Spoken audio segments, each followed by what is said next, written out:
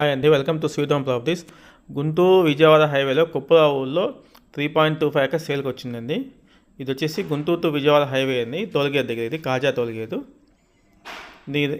ఇది వచ్చేసి IgM రేంట్రీ park అండి, అపార్ట్మెంట్స్, గేదెకమతి అపార్ట్మెంట్స్.